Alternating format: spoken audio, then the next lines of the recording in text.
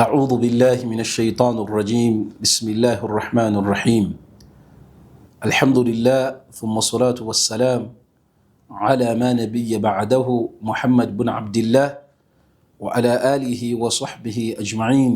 أما بعد، السلام عليكم ورحمة الله وبركاته. يقول سبحانه وتعالى في القرآن الكريم بعد أن أقول أعوذ بالله من الشيطان الرجيم: واتقوا يوم ترجعون فيه إلى الله ثم توفى كل نفس ما كسبت وهم لا يظلمون. وقال سبحانه وتعالى أيضا: ولا تحسبن الله غافل عما يعمل الظالمين إنما يؤخرهم ليوم تشخص فيه الأبصار إلى آخر الآية. ويقول سبحانه وتعالى: اليوم نختم على أفواههم فتكلمنا أيديهم وتشهد أرجلهم بما كانوا يكسبون. amatenda amajjuvu amalungi ga Allah subhanahu wa ta'ala. Tumutendereza Allah ne tumwebaza. Alhamdulillah, enteekateeka Allah agikoze tuzzeemu ne tusisinkana. Edduwa yaffe ebbanga lyonna egamba nti abo Allah bawadde obulungi tusaba Allah abakuumire era Allah abasizeemu baraka, ate n'abo Allah bagezesezza mu mbeera ez'enjawulo tumwanjagira Allah subhanahu wa ta'ala Allah abenenga abanyiga ebiwundu, washiba Allah basikizeewo embeera esingira ddala okubeera ennungi n'okubeera nga Allah mu misiba gye mufunye washiba Allah bawaamu ekisingira ddala okubeera ekirungi. Tugumiikirize sabrun jamil, tugumiikirize olugumiikiriza nga lulungi. Mazima empeera y'abagumiikiriza Allah subhanahu wa ta'ala yagimanya obuzito bwayo. Mukadde wammwe Sheikh Bilal Uthmani Mmenya Kitimbo, Imam Masjid Kyamutawaz, nkomyewo nate tubeere nga tugenda mu maaso n'okubeera nga tugabana ebikwatagana ku kitabo kya Allah subhanahu wa ta'ala, al-Qur'an al-Karim. Oyagala toyagala Qur'an ogyetaaga, olw'ensonga nti Allah mwatadde amateeka g'oteekeddwa okubeera nga weetegereza, weebanja okugassa mu nkola gakwanguyiriza obulamu buno n'okukutereereza ebiseera eby'omu maaso. Sabwashiba Allah subhanahu wa ta'ala ffenna Allah tugondeze Qur'an, Allah agitwanguyirize mu kugiyiga ogisoma, mu kubeera nga tugyetegereza amakulu gaayo, mu kubeera nga tugissa mu nkola ate n'okugyongerayo eri bannaffe. Bakadde bange ab'ebitiibwa, olwaleero tukyusizzaamu katono omusomo gwaffe ogwa tafsir. Tubadde tutambula mu surat al-Hijri, naye olwaleero insha Allahu ta'ala njagadde tujjewo omusomo guno abaddu bangi bagusabye okubeera nga tugusomesa abantu bagutegeere, olwo tubeere nga insha Allahu ta'ala tweyongerayo. Omusomo gwaffe ogw'olunaku luno olwaleero biidhnillahi ta'ala, omusomo guno guyitibwa al ashyai allati satashhad alayna yawma al-qiyama, ebintu ebigenda okubeera nga bitujulirako yawma al-qiyama. Nkakasa nti ku yenna akakasa nti agenda kuyimirira mu maaso g'omulezi wa Allah subhanahu wa ta'ala ng'akimanyi bulungi nnyo nti Allah mubanja mirimo. Mu bintu by'oteekeddwa okubeera nga weegendereza n'okutunuulira ennyo n'eriisa ejjogi bye bintu ebigenda okukujulirako yawma al-qiyama. Kyangu nnyo okutuuka mu maaso ga Allah subhanahu wa ta'ala ng'emirimu ogirina, falhamdulillah eswala ozirina, falhamdulillah okusiiba osiibye, falhamdulillah buli mulimo gwonna nabbi gwe yayigiriza ogukoze, naye n'olagajjalira ensonga y'abaddu abagenda okukujulirako oba ebintu ebigenda okukujulirako yawma al-qiyama nga bwe tugenda okubeera nga tubiraba. Ebintu bino biri categorized mu mbeera za mirundi ebiri. Tulina kategori y'ebintu ebigenda okujja yawma al-qiyama nga bigenda kutuwaako obujulizi in our favor, nga bigenda tujulirako, naye ng'obujulizi obwo bugenda kutwanguyiriza olunaku olwo, era obujulizi bwabyo bitufuukira ensonga okuyingira ejjana.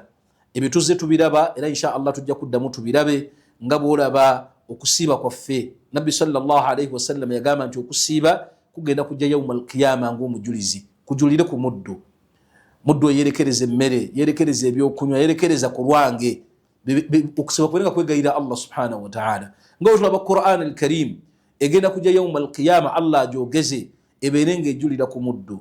Nga bwe tulaba Hajar al-Aswad, ejjinja eriddugavu ku Ka'batul Musharrafa, nga hadithi we tujja okuziraba insha Allah. Nga bwe tulaba Rukun Yaman au Rukun Yaman bwegenda okujja nga nabbi bwe yagamba ng'egenda kubeera ng'ejulira ku muddu oyo yagikwatako oba omuddu yaginywegera. Mu mbeera ezo tugenda kubeerayo nga byonna tubiraba insha allahu taala nga bwolaba ensolo zigenda kujja zijulire ku muddu yaziisa obulungi nga bwolaba ebyo byonna tujja kubitunira insha allahu taala naye olwaleero njagadde insha allah tukole enteekateeka y'okubeera nga tuyingirira ebintu bino badu ba allah tuyinza okukuba omufaano ku duniya kuno nti omuddu singa aba ayimiridde mu maaso g'omulamuzi mu kkooti yonna waaba ayimiridde ne bamutegeeza nti waliwo abajulizi abagenda okujja bakujulireko ku musango gwe wakoze ewiiki ejja obunkenke obubeerawo awo mu kampu y'ono agenda okubeera ng'ajulirwako bwakunoonya bajulizi ki bano kkooti beeyogeddeko bajulizi ki bano bano abampawabira be bagamba nti bagenda okuleeta era balooya babeera mu keetalo kakunoonyereza bajulizi ki era kyova olaba nti bassaamu n'etteeka mu kkooti nti abaddu bateekeddwa okulaga bajulizi ki be baleeta bano abagenda okwewozaako basobole okubeeteekerateekera ne kubyamu akafaananyi ng'abajulizi babaleese ku lunaku olwo nga maama waakuzaala eyakukuza eyakulabirira eyakusomesa yayimiridde mu kaguli okubeera nga agwa obujulizi obugenda okunnyika singa abeera mwanawo mutabanyiwo oyo gwowangaala naye nga yagenda okujja ayimirire mu kaguli singa abeera mugandawo singa abeera mukamaawo era naawe muliwo omulaba nga ayimiridde mu ddooko ayimiridde mu kaguli wallahi omutima gukukyemuka oyinza n'okubeera ng'otya n'ogamba nti byagenda okwogera bagenda kubikkiriza olwo sseruganda bwanninako kati kubyamu akafaananyi mukadde wange ow'ekitiibwa gwandaba ng'embeera eyo eze yauma alkiyama ng'ebintu byennyini ebibadde kuggwe kennyini ebibadde ku lusegere naawe ebibadde ggwe ng'obiyita ggwe nga byebizze okuwaako obujulizi yauma alkiyama kyobola bakyandibadde kirungi insha allahu taala ebintu bino tubitegeere tusobole okweteekateeka butya bwe tugenda okubeera nga tunnyonnyola allah subhanahu wa taala ng'ebintu bino bivuddeyo ne bituwaako obujulizi mwenna mukimanyi nti allah subhanahu wa taala mu kussa quran ey'ekitiibwa ku nabbi w'ow'ekitiibwa mbaka muhammadin sallallahu alayhi wasallama aya gye yasembayo okubeera nga ssa ffenna gye tumanyi obulungi allah subhanahu wa taala yatulabula kubeera nga tweteekerateekera olunaku lwe tugenda okuddizibwa mu maaso ga allah subhanahu wa taala wattaku yauma turjauna fihi ila llah thumma tuwaffa kullu nafsin ma kasabat wahum la yudhlamun eye aya eyasembayo okukka mu qur'ani y'ekitiibwa nga allah byonna bizinzezinze n'abikwata n'abissa mu aya eyo nti byonna allah byatugambye okukola na byonna bye tugenda okukola mu buwangaazi bwaffe tubikole wakati mu kubeera nga tutya wakati mu kubeera nga tweteekerateekera olunaku lwe tugenda okuddizibwa mu maaso ga allah subhanahu wa taala tusasulwe ebyo bye twakola mu nsi nga tewali kulyazaamanjizibwa kwonna naye okusasulwa kuno allah subhanahu wa taala kwayogerako baddu ba allah tekulinga kusasulwa kwakujja kusimba layini kulagayo aidi nga bagamba nti muwa omusaala nedda okusasulwa okwogerwako kwa mirimu okupimwa emirimu gigenda kupimwa mu mannya g'olunaku lw'enkomerero amannya amazita ennyo buli muddu yenna ge yandibadde ng'alowoozaako mu mutwe gwe lyerinnya al yaumu alhisab olunaku olw'okubalwa tusaba allah alitugondeze ya rabbal alamin allah lwagenda okubala buli kantu konna mithqala dharra kakabene nga akantu kaali katono nnyo nga kanyinkuuli allah agenda kabala ku lunaku olwo bwe bweraliikirivu bwe twandibadde nabo olunaku luno olwaleero nga buli muddu atya nga buli lwalowooza ku lunaku olwo awawamuka ne bamubuuza nti obadde ki n'agamba nti wallahi ekimpa awamudde ndowoozezza ku lunaku nga nyimiridde mu maaso ga allah subhanahu wa taala kyobalaba nti basahaba nabbi sallallahu alayhi wasallama ridwanullahu alayhim mu bintu ebyabeeraliikirizanga mwalimu okuyimirira ekiro era allah n'atuuka n'obbajulirako n'agamba nti tatajafa junubuhum anil madaji bajjanga embirizi zaabwe mu bitanda byabwe naye ng'ensonga ziri bbiri khawfan mu kutya butya bagenda okuyimirira mu maaso ga allah subhanahu wa taala butya bagenda okufeesinga ebirowoozo bya allah ate n'ensonga ey'okubiri wa tamaan wakati mu ssuubi ery'okubeera nga balina essuubi mu kusaasira kwa allah n'ebirungi bya allah subhanahu wa taala kati batu ba allah jalla jalaaluhu mu kubeera nga tutya olunaku luno allah lwayogeddeko lwe tugenda okubeera nga tusasulwa buli konna ke twakola mu nsi mu bimu ebyandibadde bikweraliikiriza nga gwandaba bye bintu Allah byagenda okuleeta yawmal qiyama okubeera nga bitujulirako mu maaso ga Allah subhanahu wa ta'ala. Olwaleero tukola emirimu ne twekakasaako okubeera nga tuli balongoofu ne twetukuza wakati mu kubeera nga Allah subhanahu wa ta'ala yatugaana okwetukuza. Allah yatugamba nti fala tuzakku anfusakum, bantu mmwe temutukuza emyoyo gyammwe, temwerangirirako obutuukirivu, kubanga ensonga eri emu Allah subhanahu wa ta'ala huwa a'lam, Allah yamanyi bimanittaka, ani mumwe atya Allah subhanahu wa ta'ala. Kyangu nnyo gw'okukola omulimu gw'okoze n'olowooza nti ogukoze litakuwa Allah, lwakutya Allah subhanahu wa ta'ala, nti ogukoze ikhlasan lillah, ngukoze ku lwa Allah, naye ate ng'omutima gwo kyegwina munda kirala. Naye jjukira nti omutima ogwo gugenda kujja yawmal qiyama gukujulireko. Allah kyatugamba mu Qur'an ng'agamba nti inna as-sam'a wal absara wal af'ida, Allah yaleeta ebintu ebyo bisatu: mazima amatu, mazima amaaso n'emitima gyaffe. Allah subhanahu wa ta'ala byonna agenda bitubuuzaako. Omuddu ayinza okulowooza bw'awulira ayati ezo nga zigamba nti Allah agenda bitubuuzaako, ayinza okweteeka mu mbeera egamba nti Allah agenda kubuuza nti gwe Musa tubuulire omutima gwo gwogera ki ku kino. Omuddu kyalowooza, naye ng'ate kyennyume kyekyo Allah tagenda kubuuza gwe, wakitiibwa Allah subhanahu wa ta'ala agenda kwogeza mutima gwo gwennyini gwogere. Allah agenda kugubuuza Musa we yakola omulimu guno we yagenda okusaala, yayina kimunda mu gwe, gwo gumubuulire Allah subhanahu wa ta'ala. Naye ng'ate jjukira abuuza ayina ebitendo bisatu. Ebitendo bisatu: as-sami'u, al-basiru, ye nannyini kulaba, oyo gwe twogerako ayina ekitendo kyensinga okutya, al-khabiru, omukenkufu. Ku byakafaananyi ng'agenda okubeera ng'abuuza yawmal qiyama, kubanga wa ila Allahi turja'u al-umur, ensonga zonna zigenda kubeera nga zeekulungula zonna nga zidda ya Allah subhanahu wa ta'ala. Ye mulamuzi w'olunaku olwo. Ffenna tukimanyi Allah zaakitubuulira mu Qur'an. Era bw'otunuulira Allah alina ayati ze yaleetanga, alina abajulizi abamu baayogerako, n'agamba nti mwe mukitegeere mwinako abakuumi, hafidhin kiraman katibin, abawandiisa ab'ebitiibwa, ya'lamuuna ma taf'aluun, bamanyi bulungi nnyo bye mukola. Innal abrara lafi na'im, abalongoosa bakubeera mu byengera, wa innal fujjara lafi jahim, ate aboononefu bagenda kubeera nga bateekebwa mu jahim. Yaslawunaha yawma ddin, bagenda gusonsekebwamu ku lunaku lw'enkomerero. Wama hum anha bighaibin, ate nga tewali agenda kubulawo. Wona abasoma rosta y'olunaku olwo nga bagamba nti Musa, tetugenda kutunatuna nti Musa talabika, ati ayi Allah Musa yetaliiwo, tetumanyi gy'alaze. Allah agambye wama hum anha bighaibin, tewali agenda kubulawo ku lunaku olwo. Buli gwagenda okuyita agenda kubeerawo. Naye Allah subhanahu wa ta'ala agamba wama adraka ma yawmuddin, mumuyinza kutegeerera ku ki obuzito bw'olunaku olwo. Thumma ma adraka ma yawmuddin, biki bye muyinza okubeera nga mutegeererako obuzito bw'olunaku olwo. Yawma la tamliku nafsun li nafsin shay'a, lwe lunaku omwoyo omulala gwonna lutagenda kubeera nga gugasa omwoyo omulala.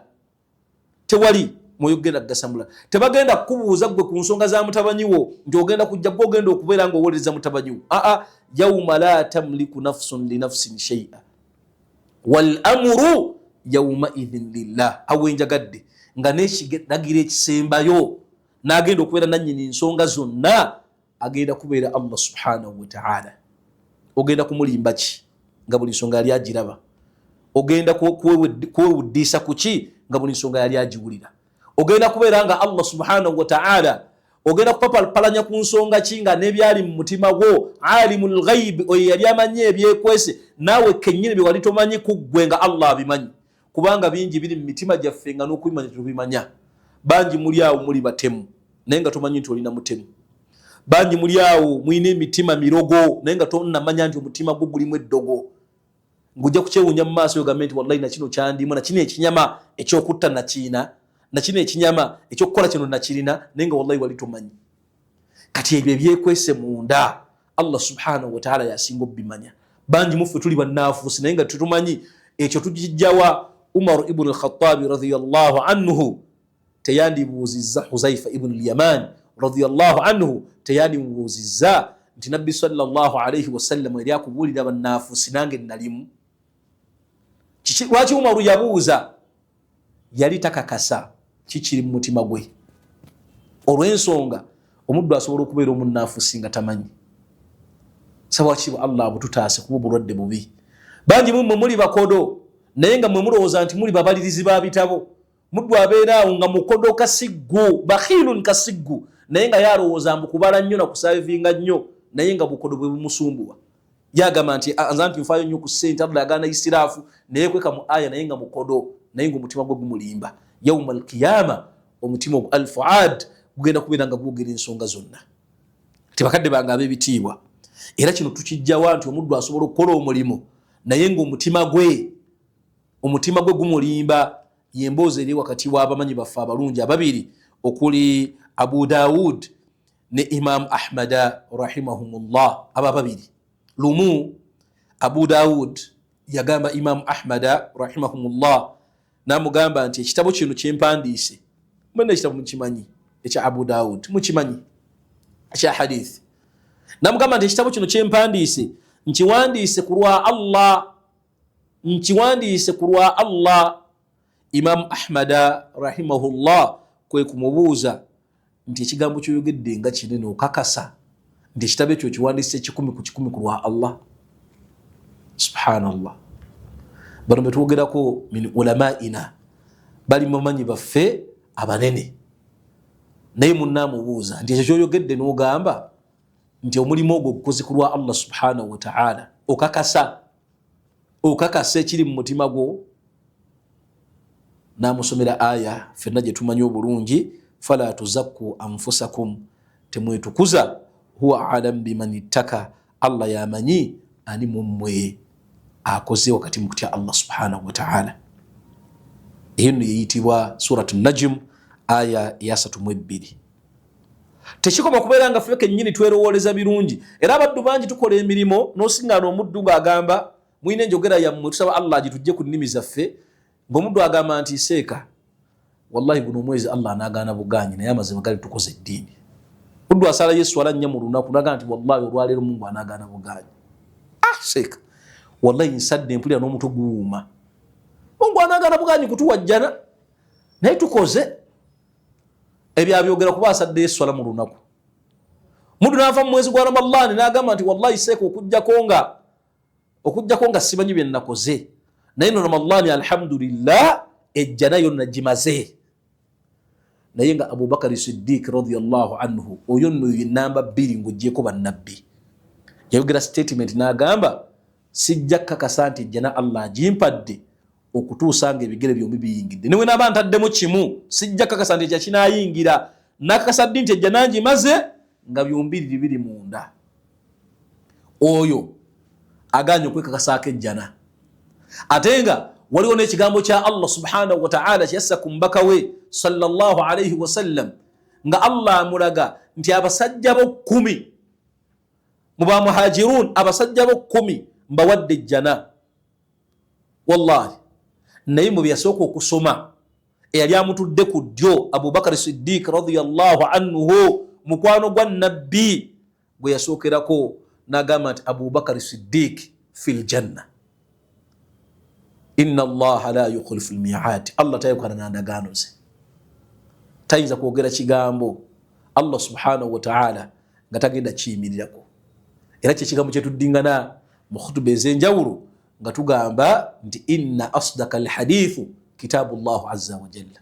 Bigambo bisingira ddala okubeera nga bya mazima bigambo bya Allah subhanahu wa ta'ala, al-Qur'an al-Karim ne ahadith al-Qudus ezenkakafu okuviira ddala ku nabbi sallallahu alayhi wa sallam. Naye oyo aganye okwekasaako ejjana olwa aya eno fala tuzakku anfusakum, aganye okwetukuza. Wallahi baakora Allah we balangirirako ejjana gye bayongera amaanyi emirimu gya Allah, bayongera kukola na kunyiikira. Omuddu wallahi alekayo okweswala z'olunaku olw'ensonga nti omwezi ogwedde zonna yazisadde. Aga nti omuntu awummulemu oko bannange. Abamu ne mwogera n'ebigambo by'ekibuyabuya, muddu n'agamba nti bannaaye saagala nnyo kwoya Mungu, nabaddeyo ku fajiri nembeerayo ku dhuhuri ne ku asiri, Mungu kamuomozemu ku magaribi namuddira enkya. Subhanallah. Allah tulungamye basiraamu. Naye ng'ekigambo kivudde mu muntu ali emmere ng'anywa n'amazzi nga n'okwebaka yeebaka.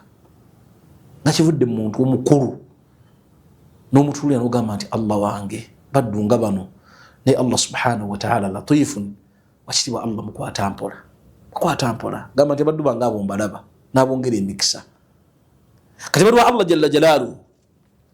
Era ye hadith gye tulaba ng'era nayo nkakafu mu butuufu bwayo, omusajja eyabeera ng'awaana munne mu maaso ga Nabbi sallallahu alayhi wasallam. Athna rajulun ala rajulin. Omuddu yabeera nga atenda munne, ng'amutendako ebitende ebirungi, ng'agamba nti omuddu oyo mulongoofu, omuddu oyo mutya Allah. Nabbi sallallahu alayhi wasallam n'amugamba ekigambo kyali kinene, n'amugamba nti qata'ata unka sahibak, otemyeko obulago bwa munno. Nabbi n'akiddamu qata'ata unka sahibak, otemyeko obulago bwa mukwano gwo, miraran mirara. Nabbi yakiddingana emirundi n'emirundi. Thumma qaala, Nabbi sallallahu alayhi wasallam n'ayogera ebigambo bino, man kana minkum, oyo yenna mummwe, madihan akhaahu, oyo yenna ayagala okubeera ng'atendereza asuuta muganda we, ng'amusuuta lwaki?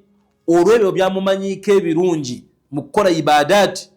Falyakul, abeere ng'agamba ahsib, nze ndowooza fulanan, nze mu kulaba okwange ndaba Muusa oyo musajja mulongoofu.